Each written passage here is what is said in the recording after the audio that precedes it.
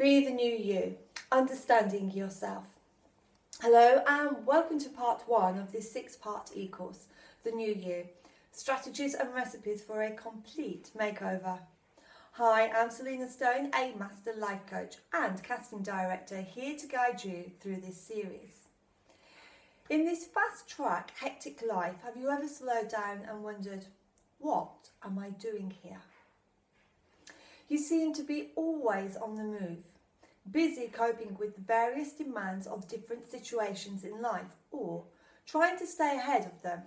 If anyone asked you why, you would most probably say, because I want to be a success in life. However, what exactly success in life entails seems elusive. You never know whether you would live again. Therefore, you might only get one chance to find out what your life is about. It would be so dismal if in our end moments we still have a wish list open and lots of regrets.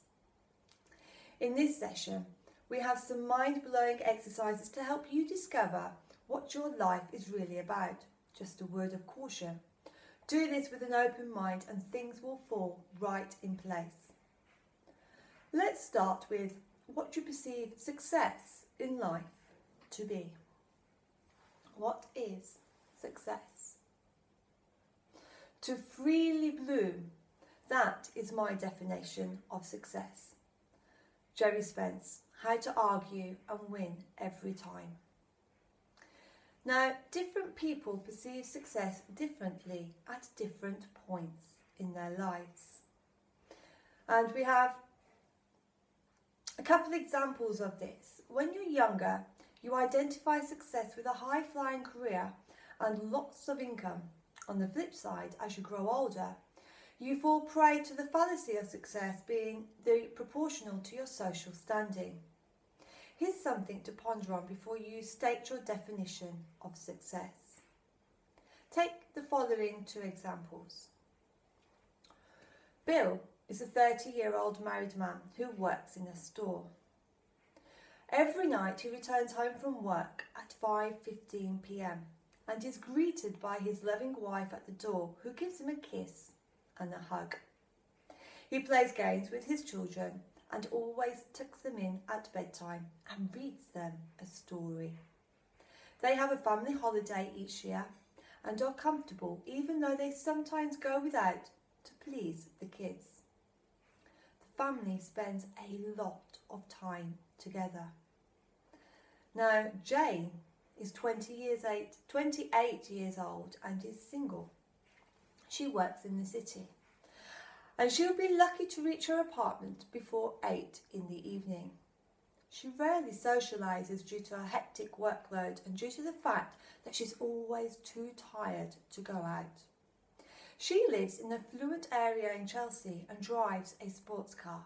She could afford to go anywhere in the world on holiday, but never does so in case she misses out on something happening at work.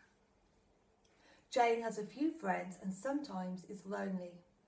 The money makes up for it though, she states. The question now is, which one of these 2 examples is the most successful to you? Now that you have some food for thought, carry on penning down what success really means to you. Write your definition of success on a piece of paper. Think hard and think clear. Make sure you are specific and don't carry on until you have done so. Now, if you've downloaded this course, then please pause now and fill in the worksheet in front of you. What follows will make more sense. Look closer and you'll see that your definition of success has certain inherent factors which have influenced you subconsciously to form it. Your definition of success is formed by 1. Your upbringing. 2. Your beliefs. 3. Your traits. 4. Your attitude. 5. Your priorities in life. 6. Your peers and family. 7. The society. And 8. The crests and troughs you have been through in life. Can you make the connection? Sure you can. But are you sure this is a definition you want to stick with all your life? We are talking about reinvention, about finding a new you. Go on. Maybe you might want to make some changes in there. Success without fulfillment is failure. We believe contentment is the soul of success. If you're at peace with the choices you've made through your life and are content with the way life has turned out, you most definitely are successful, more than most people you know. Success is not necessarily achieving every goal you set, but how enriched you came out striving to achieve it. Don't shun your mistakes. Take them in your stride, because these are nothing but valuable life lessons which, in hindsight, look like golden words of advice thrown at you by life itself. There is a myth that states that people are born winners or born losers. Nothing could be further from the truth. There are techniques, methods and ways of behaving that will enable you and help you to succeed. Certain latent attributes can determine whether you will succeed or not. These are not attributes you need to inculcate. We all have them, and loads of it. All you need is a little clarity of thought, and voila, the revelations will rain in.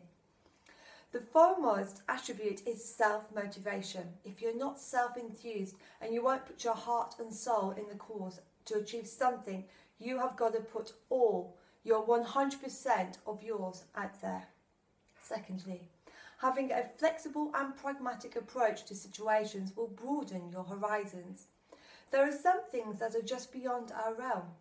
Without losing heart, if you accept the fact and move on to better things in life, things would be so much simpler. And lastly, a tinge of faith and eternal hope is what you will get through all those snags and hitches that might want to keep you away from lasting sweet success. If you feel life hasn't been too fair with you, don't lose hope. It's never too late to make a stint in the marathon called life. Just needs a little revving up and you have come to the right place. Know where you're going in life. Consider a postage stamp. Its usefulness consists in the ability to stick one thing till it gets there.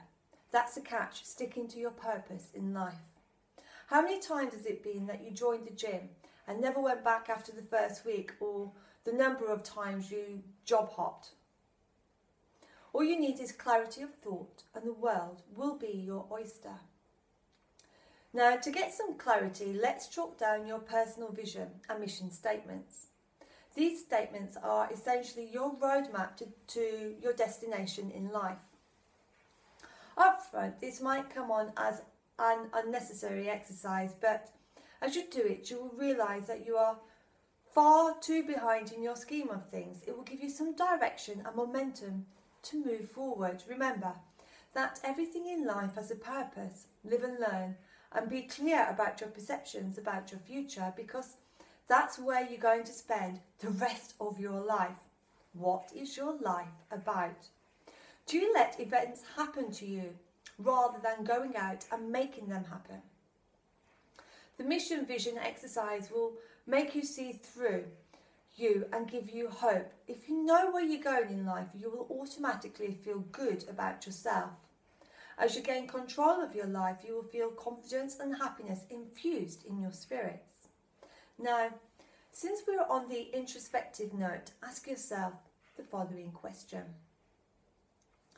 What do you really want to get out of life? Seek the answer within yourself, in your changed perception of success and in your mission statement. It's soul searching. The catalyst that you indulge in after introspection is what instigates the soul searching process. Here we have devised a series of questions for you to ask yourself to speculate into the realms of your mind.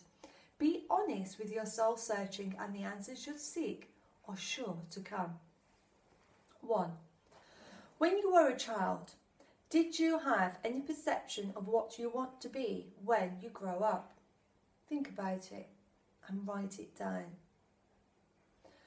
List out 3 people who have influenced your life the most and why. If you could have another go at your career choice and the compensation would be at your discretion, what would it be? Which 3 achievements of your life are you most proud of and why? What makes your heart smile? What makes you feel blue? Name 3 people you admire the most and state what is it about them that makes you admire them so much. Can you recall having indulged in any selfless acts like helping someone less fortunate than yourself? If yes, what was it? If no, why not? What do you reckon as your greatest strengths? Is there anything you can possibly do to enhance or increase your strengths?